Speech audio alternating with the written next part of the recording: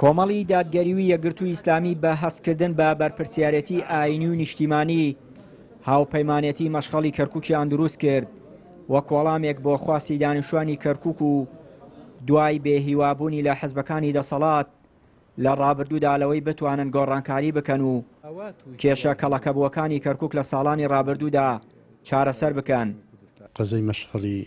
کەرکووک کە لە پێکهاتەی یەکگرتووی ئیسلامی کوردستان و کۆمەڵی دادگەری کوردستانە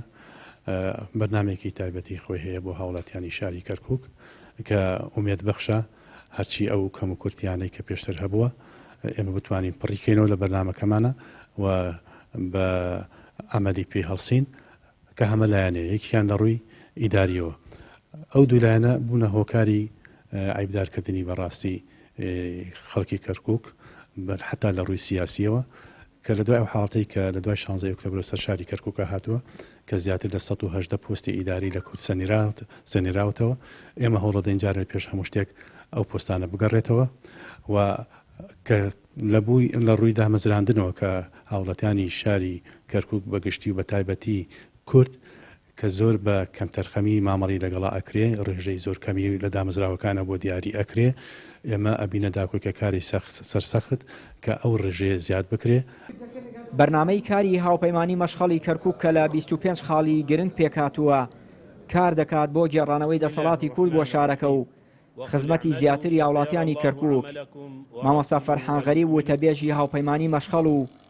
کاندیدی ژمارە 2 دەڵێت دەمانەوێت لە وێزگەیەکی دیکەوە خزمەتی خەڵکی خۆمان بکەین. پەیامی هاوپەیمانی مەشخەڵی کەرکووک بۆ خەڵکی شاری کەرکووک ئەوەیە کە ئێمە ئەمانەوێ لە داهاتووە لە ڕێی ئەنجومەنی پارێزگای کەرکووکەوە خزمەتیان بکەین بەڕاستی هەرچەنە ئێمە لە خزمەت بەردەوام بووینە لە وێزگە جیاوازەکان لە کاری خێرخوازی لە کاری پەروەردەی بەڵام ئەم جارە لە ڕێگای ئەنجومەنی پارێزگای کەرکووکەوە بە کۆمەڵێک پرۆژەی حکومیەوە بە کۆمەڵێک پرۆژەی گەورەوە ئەمانەوەی خزمەتیان بکەین بە تایبەتی ئەو گەڕەکە کوردیانە کەوا خزمەت گوزاری بۆ کەم ڕۆیشتووە یان هەندێکیان بەڕاستی زوڵمیان لێکراوە ئێمە ئەمانەوێ داکۆکی کاری مافی ملەتەکەمان بین لەم شارە بە ئیزنی خوای تەبارەک تەعالە ئەو بێهیوایی کە ڕووی لە خەڵکی کەرکووک کردووە ئێمە ئەبینە جێ ئومێد و جێ هیوایان و خۆشمان بە بەدیلیان ئەزانی بەڕاستی. هاوپەیمانی مەشخەڵی کەرکووک کە یەکگرتووی ئیسلامی و کۆمەڵی دادگەری پێکیان هێناوە کار دەکات بۆ گێڕانەوەی شکۆی کورد لە ناوچەکە و ڕەخساندنی هەلی کاری زیاتر بۆ گەنجان و دامەزراندنی گەنجان بە پێی شایستەی و پلەبەندی و مافی خۆیان. چیانوری کەناڵی پەیام کەرکووک.